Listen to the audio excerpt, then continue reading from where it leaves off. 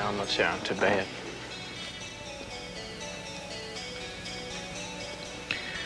Does this sort of thing happen a lot? All the time. Must be kind of hard to deal with, huh? No, not really. The only one whose insults ever bothered me was Susanna.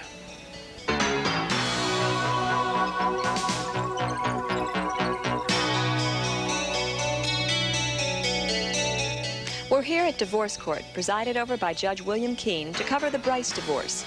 Perry Bryce is a young millionaire entrepreneur who claims that his wife only married him for his money and good looks. And having seen photos of Perry before his tragic accident, I can vouch for his good looks. Susanna Bryce owns and runs a cooking supply mail-order business called Cordon Bleu. In an exclusive interview, she told this reporter that her husband is a sexual sadist whose behavior has become intolerable after the accident. Let's go to the courtroom for the juicy details. Mrs. Bryce, when you first met your husband, were you influenced at all by his good looks? Yes, but actually in a negative way. I had dated so many good-looking men. You think women are vain. These guys couldn't walk past a store window without checking themselves out. I was surprised that Perry couldn't have cared less. In fact, while we were dating, he kept remarking to me how his looks had been a burden his whole life. What was the early part of your relationship like? Oh, pretty thrilling. Perry loved challenges, like making love in my office when I'm expecting my secretary in any minute. He got his kicks out of danger and control. He'd race cars at high speeds because he loved the power of controlling something so powerful. All of his rich boy pastimes had the same risk element. Mrs. Bryce, why did you marry a man who was obsessed with control? At first, I thought it was something minor that I could live with. But then it really started bothering me. I stood up to Perry. I asked him to stop risking his life with his cars. He was really sweet and understanding. He said that I meant so much to him that he would do whatever I said. And did he maintain this good behavior? For a while, yes. We were practically inseparable.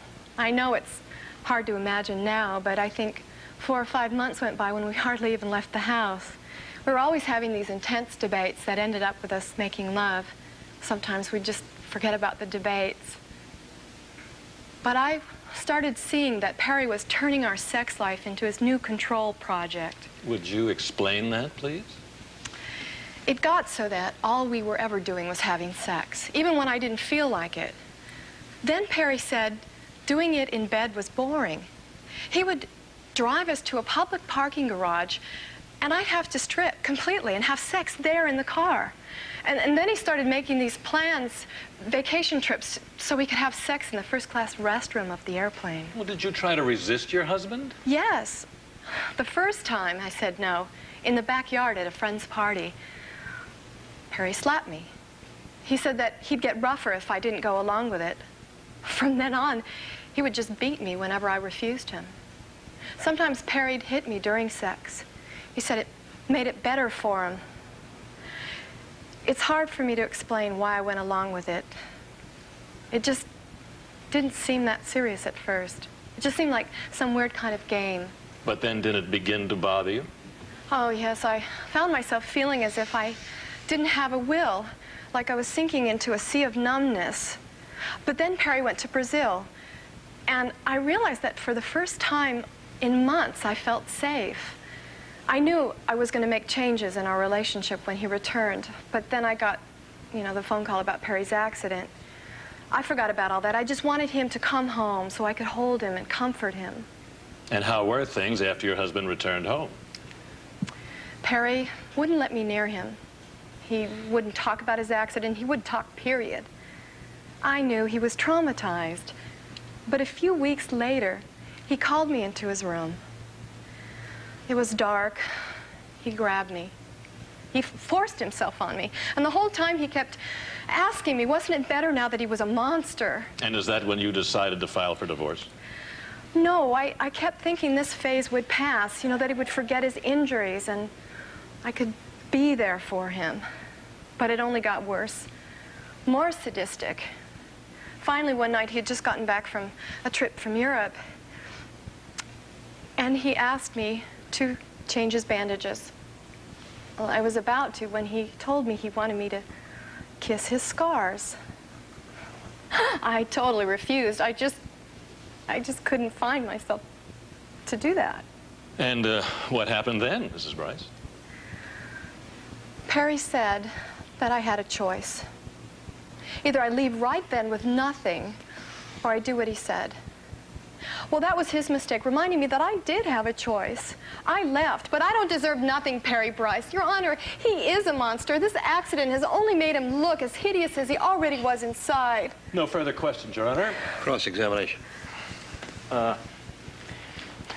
Susanna, when you and Perry got married, didn't you swear to him that his looks and money meant nothing to you? Yes, I did, and I meant it. Uh-huh. Well, then why is it that after you were married, you asked him to not do anything more with physical risk in it because it might damage his face? Well, I didn't specify his face.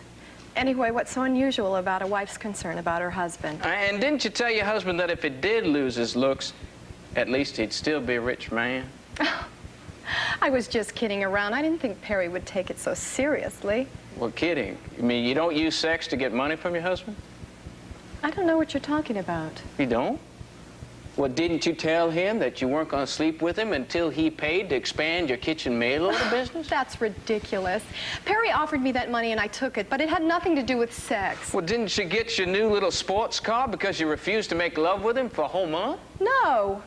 He tried to buy me off with that car in exchange for letting him tie me up while we had sex. And then after your husband's accident, didn't you tell him that no amount of money was worth having to sleep with him? I said that no amount of money was worth the disgusting things he wanted from me. Was it disgusting for a man to want his wife to accept him after he'd been scarred? Perry didn't want me to accept him. He just wanted to torture me. Well, who was torturing whom when you refused to even so much as look at his face unbandaged? I just didn't want to see the one I loved disfigured. Isn't the truth that you're exploiting your husband's bank account and you turned against him the moment he had some bad luck? No. I loved Perry. I loved Perry for who he was. But he became a freak. Inside.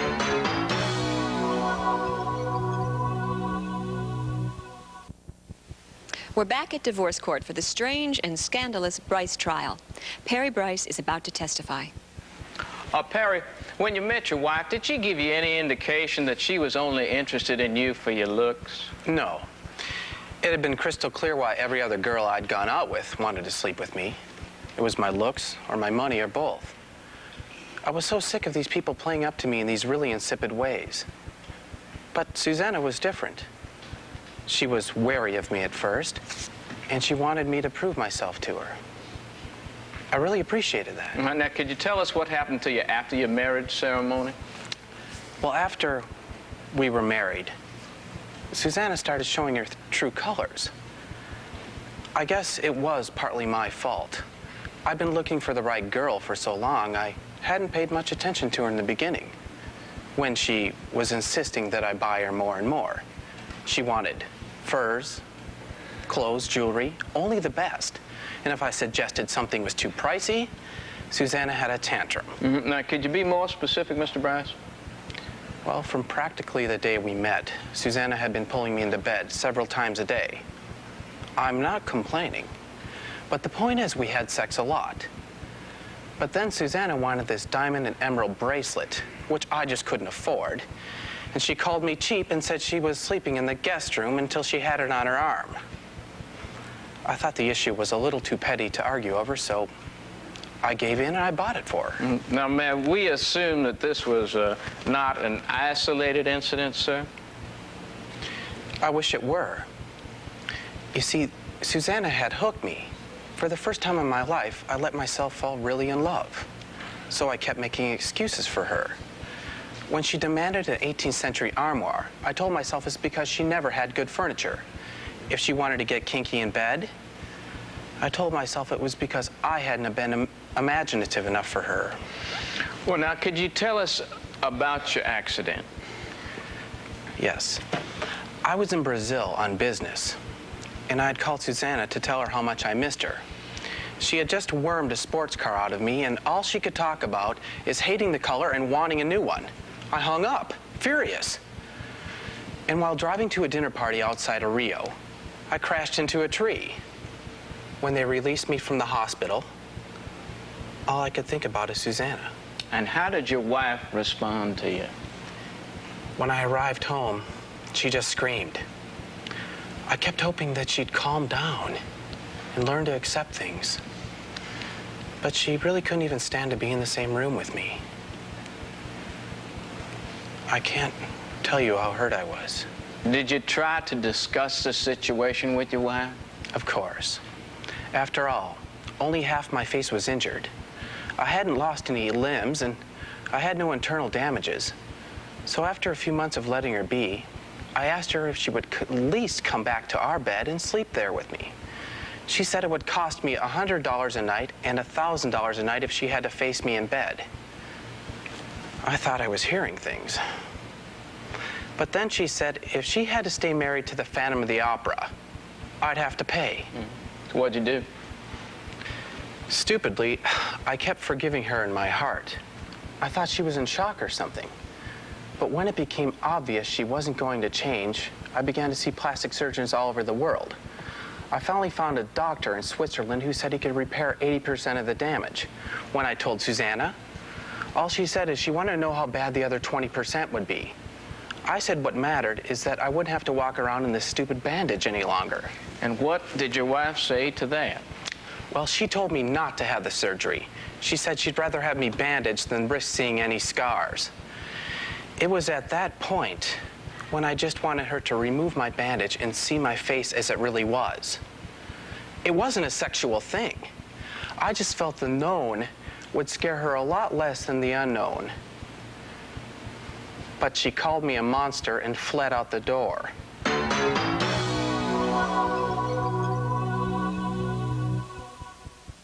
We return to divorce court, where Perry Bryce has painted a tragic picture of himself as a victim, not only of a car accident, but of his wife's spite. Robert Whitson is now cross-examining him. Didn't you force your wife to allow you to handle the books and also the profits from her store? I didn't force her to. She wanted me to do that.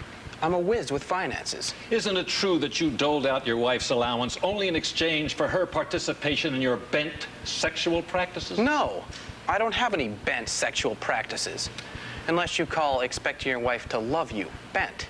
Did you deny making her have sexual relations with you while you drove her sport car at 70 to 80 miles an hour? Susanna wanted me to do that. Naturally, I refused. We never did it.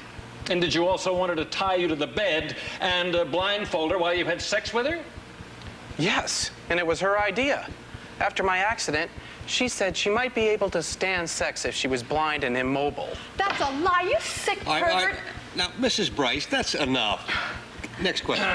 Mr. Bryce, didn't you offer your wife $1,000 to agree to kiss your scars during sex? I'd find that as repulsive as she would. I never asked her to do that. I just wanted her to love me. What's the name of this doctor in Switzerland that you claim could restore 80% of your face? His name? Dr. Weisgard. Weinblatt. Something like that. Something like that. In truth, there never was any doctor, and you never really did try to heal your scars, did you? Isn't that so, Mr. Bryce? Isn't that so? Brilliant, Robert. Thank you, Susanna, but we're not through yet. Oh, we're through. Brother Perry's through. Boy, it was so perfect. I just loved seeing him. I just really want him to know how miserable he made me. Now, settle down, Susanna. We're doing fine, but... But, look at me telling you how to proceed. Robert, could I use your phone privately for a minute? I need to call my office to check in. Certainly. I'll wait for you in the courtroom.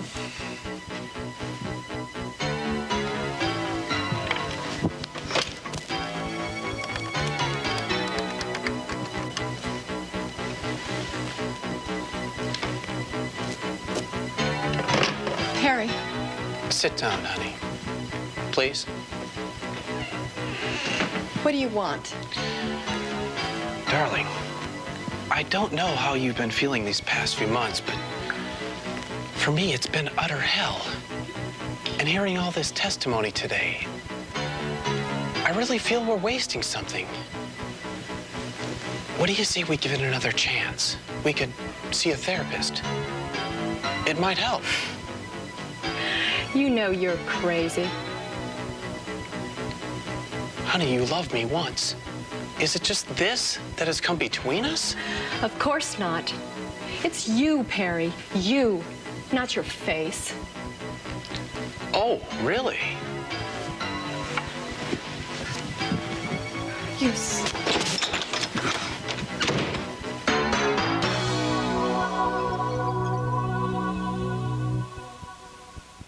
We return to divorce court, where some very hard-edged closing statements have been presented by attorneys Robert Whitson and Tom Blackwood. Frankly, I don't know which of the Bryces I believe. Let's see what Judge Keene has to say. Well, this, I guess, is what the taxpayers pay me for. To sit here and listen to a sorry, sordid recitation of sex and money and manipulation, and then to try to make some sense out of the whole thing. Do I have in front of me a woman who has used sex to exploit her husband financially and then spurn him when he is disfigured in an accident? Or do I have a man here who has used his own disfigurement as yet another outlet for his sexual perversity? I don't know the answer to those questions. There are some cases, and this is one of them, that I feel I just do not have the full story. I can't put my finger on it, but there's something amiss here.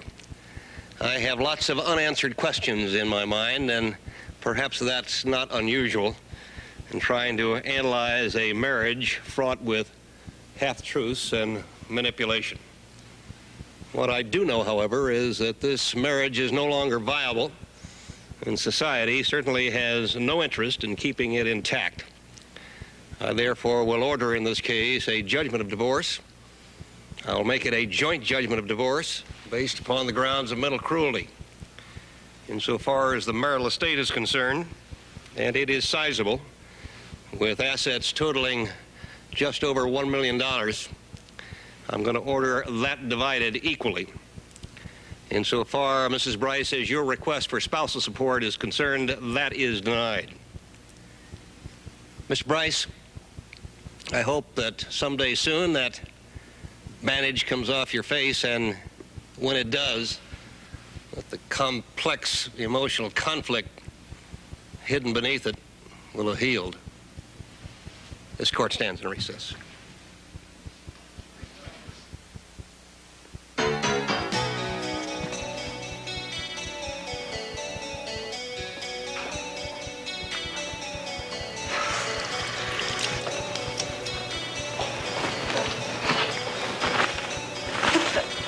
Get out of here, Perry. In a minute. First, I need to show you something. Let me go. Let me go. $20,000. What? $20,000 if you stand still, just for a few seconds. How do I know that It's a you'll follow cashier's check. 100% guaranteed.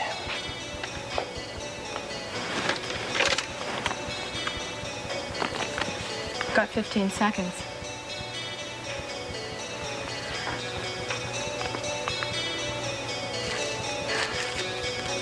What's Did you go see that doctor in Switzerland? There wasn't any doctor. In fact, there wasn't any accident. What the hell? I didn't trust you, baby. I had to find out.